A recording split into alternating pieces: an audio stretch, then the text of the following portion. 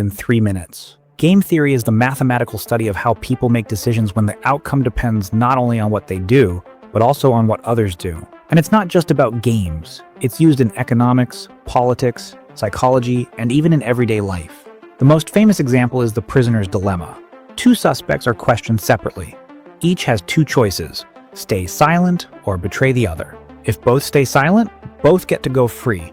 If one betrays while the other stays silent, the traitor goes free and the silent one gets a heavy sentence. However, if both betray, both get sentenced. The most rational thing to do would be to betray, because this guarantees your freedom, and you have no control over the other person's decision. So both betray and neither are released. Hence, cooperating would have been the better option, even if not the most rational.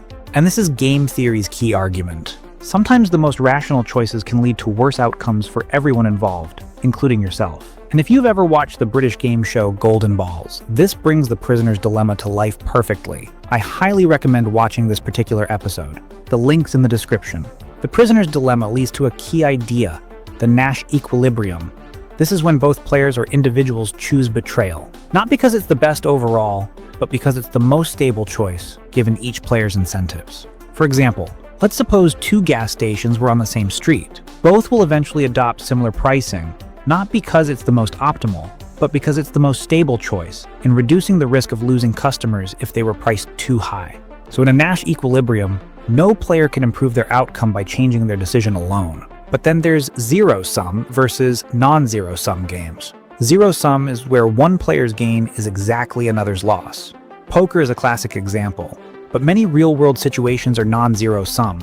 Everyone can win, or everyone can lose depending on their strategies. Think climate agreements, business competition, or even group projects. Cooperation can create bigger rewards for everyone involved. For example, this is why bars, restaurants, and fast food outlets are usually clustered together to maximize customer reach, even if it means splitting the market.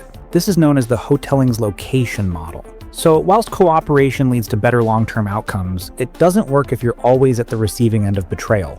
And this is where the tit-for-tat strategy comes in, which can be summarized as follows. Always aim to cooperate and reward cooperation from others. But if betrayed, respond firmly and proportionately, and quickly return to cooperation as soon as the other side does. This balance makes it one of the most successful strategies ever studied in repeated games. It encourages trust, discourages exploitation, and keeps relationships fair. So why does game theory matter? Game theory helps us understand why people cooperate, why they fight, and how we can design systems that encourage better outcomes for all. It encourages us to cooperate with people who we may not like or agree with, as in the long run, this will lead to better outcomes for you and everyone involved. So whether that's in your personal life or professional, once you start noticing it, you'll see it everywhere.